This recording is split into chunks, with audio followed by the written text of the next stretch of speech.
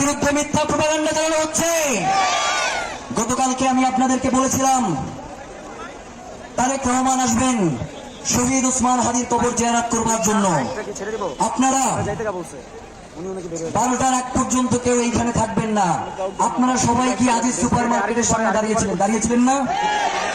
তারেক রহমানকে যদি কবর জিয়ারতের জন্য আমরা পুরো শাহবাগ খালি করে দেই, তাহলে আমাদের ভাই বোনদের যে ভর্তি পরীক্ষা সেটা আমরা আটকাবো কেন জানতে চাই।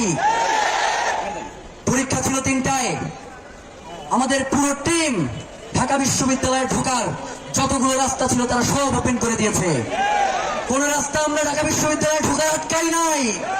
এরপরেও যারা আমাদেরকে এর জন্য দায়ী করতে চান, আমরা মনে করি তো হাদির ইস্যু থেকে আপনারা ঘটনা অন্যদিকে প্রবাহিত করার চেষ্টা করছেন।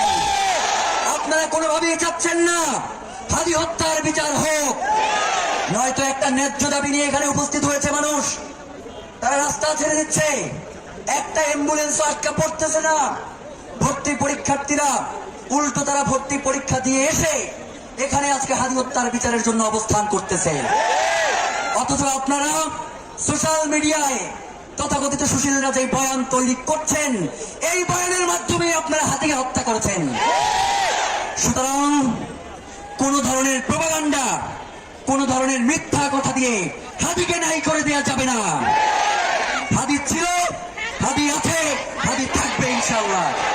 প্রিয় ভাইয়েরা, এই যে এতগুলো মানুষ মাইকে যা বলতেছি, যা অনুরোধ করতেছি তাই শুনতেছে, এর থেকে শান্তিপূর্ণ প্রোগ্রাম বাংলাদেশে আরেকটা দেখান।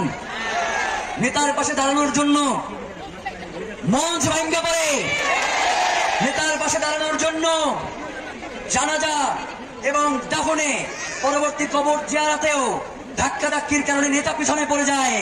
অথচ এইখানে এতগুলো মানুষ যারা শুধু এই মাইকে যেই কথা হচ্ছে সেই কথা তারা পালন করতেছে, আর আপনারা তাদেরকে মব স্টার বলেন, থাপ্পড়ে দাঁত ফালাই দেব। প্রিয় ভাইয়েরা, এই শান্তিপূর্ণ প্রোগ্রাম ইনকিলাব মঞ্চ, ওসমান হাদির ইনকিলাব মঞ্চ এই প্রোগ্রামের আয়োজন করেছে।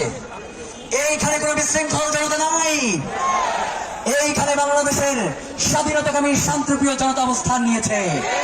সুতরাং তাদেরকে যদি আপনারা পরিচিত করেন, প্রলোভন দেখান, তবুও আমরা বলে দেয় আপনারা কোনো বিশৃঙ্খলা তৈরি করতে পারবেন না। গতকাল থেকে নয়, ওসমান হাদিকে গুলি করবার পর থেকেই বিভিন্ন জায়গায় আপনারা মবের সৃষ্টি করেছেন, কিন্তু ওসমান হাদিকে কি আপনারা নাই করতে পেরেছেন? ওসমান হাদির হত্যার সাথে যারা জড়িত তাদের বিচার নিশ্চিত করা না পর্যন্ত এই জনতাকে কোনো ছলচাতুরি দিয়ে বোঝানো যাবে না। প্রিয় ভাইয়েরা, গতকাল থেকে আমরা অনুরোধ করতেছিলাম উপদেষ্টা যারা